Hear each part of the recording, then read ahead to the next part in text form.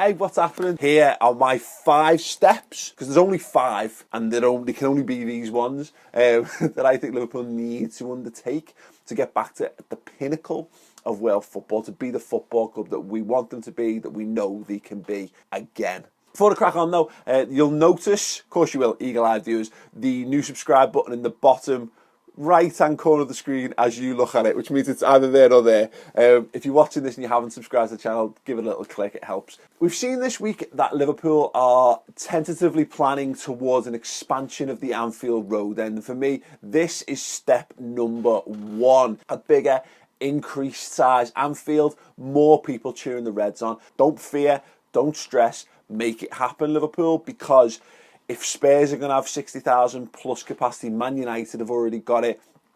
Chelsea are going to have something very similar when they expand Stamford Bridge. Arsenal have got a massive stadium. Liverpool need to have a big stadium to compete.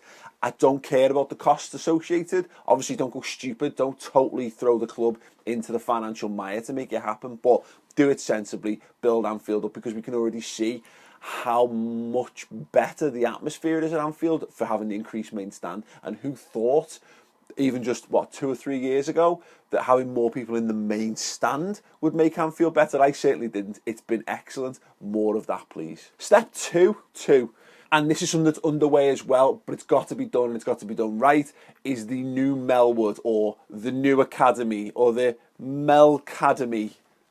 It best not be called that. That would be horrendous. Liverpool's training facilities, anyway, coming together under one roof, bringing the first team and the youth teams together on one site, is absolutely pivotal towards Liverpool's success, because Liverpool are not owned by a country. Liverpool, no matter what, will have competitive funds, but not enough to be a PSG or a Manchester City.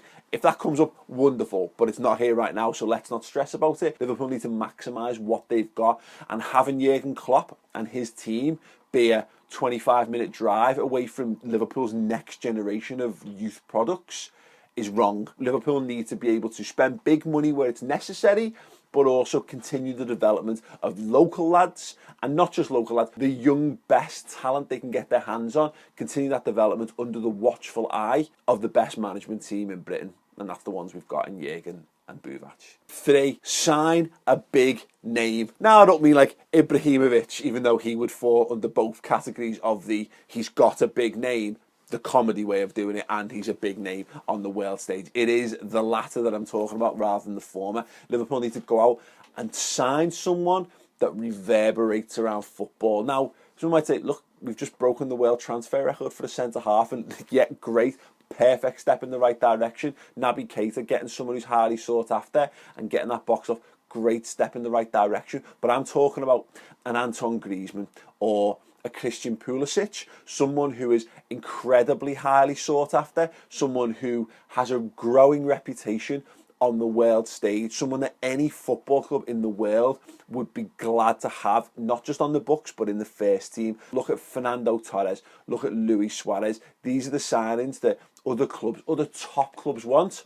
At the right end of the pitch, the top end of the pitch, the exciting end of the pitch, go out and make one of those signings happen. 4, now it should be as simple as stop selling our best players. Stop. But it's actually a little bit more nuanced than that, because look, it might be controversial, but I've got no problem with Liverpool selling players for massively inflated fees. If we're going to buy guys in for 8, 10, 12, 20 million, and if people are going to offer £150 million for them, then to some extent, I kind of think, great, take the money and spend it wisely. Here's the thing. The perfect example of what Liverpool should be doing in that regard, though, is Fernando Torres. Sell players who've already had their best years at Liverpool. Sell them. As their legs are going, sell them. Get them out the door. We'll be a little bit upset to see them go, because it'll feel as though they've still got gas in the tank, like they've still got things to prove at Liverpool. But no, ship them out. Look at Fernando Torres. 50 million quid we brought in.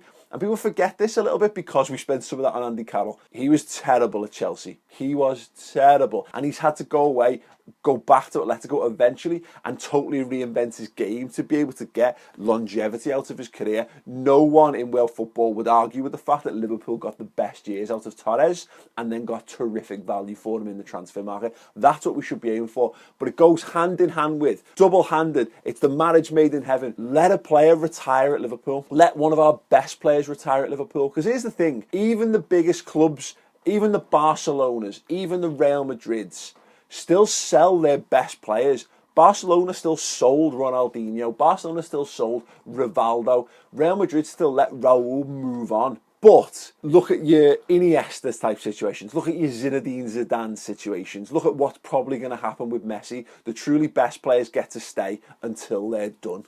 Now, there are some players who will want Liverpool as a stepping stone. That's fine. And we need to reduce that by being more successful on the pitch, which is what this is all about. But there should be a reward to say, listen, if you become an absolute legend and you're getting everything you want career-wise out of being at Liverpool, well, you know what? Become a true legend and retire at the club. It's been far too long since Liverpool have been able to do that. Jamie Carragher, really? The last player who's done it? It should have been with Steven Gerrard. And you know what? We should get to a position where the best players can make the decision, where they can be like, no, if I can continue to fight with my dying footballing breath, then I can do that at Liverpool. 5, most importantly, but I think it's something that Liverpool need to work to, fix the Kop. Make the Kop the best it can be. Because here's the thing, you've expanded the main stand, fantastic. You're going to expand the Anfield Road end, amazing. Kop's going to start to look a little bit small and a little bit inconsequential by comparison, and particularly given the aging population, as it were, of the Kop. Get the Anfield Road end done first, make it amazing. Loads of leg room,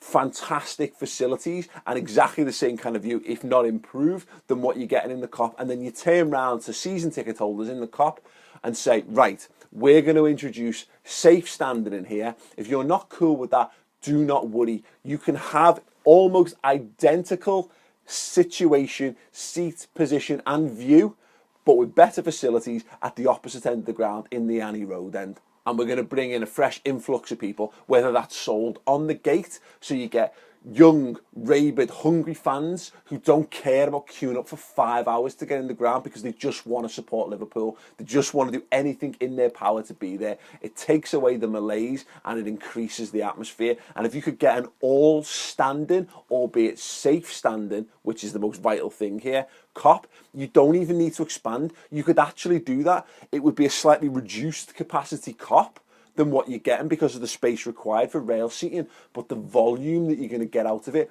more than makes up for that. And if you can do that, who cares about everything else? If you want to then expand the Kop in the future, do that, but I don't think it's important to do that. You can get to that. That would be great. But if you can get the Kop singing again, if you can get the Kop united as one, making noise, nothing but pure noise for 90 minutes, flags and jumping up and down and clapping and smacking your rail seats down to make noise, making things happen, driving the ball over the line, pushing the ball away from our goal line, then that is absolutely pivotal to making Liverpool a long-term force again. Anyway, listen, there's probably loads of other bits and there's loads more nuanced ways of looking at all the things I've discussed, but it is just a top-line thing and it is just my opinion on it for what it's worth. Do drop a subscribe on the channel as well, but only if you enjoy the content. Don't do it for doing its sake. I want people watching the video. If you enjoy the content, you enjoy engaging with it, then please do subscribe. Otherwise, you know what, get on with your day, enjoy your lives and go and watch the Red Men TV, of course. But anyway, listen, thank you very much. Enjoy your day. Yeah, just my opinion on making Liverpool the best they can be forever and ever and ever. Amen. For what it's worth.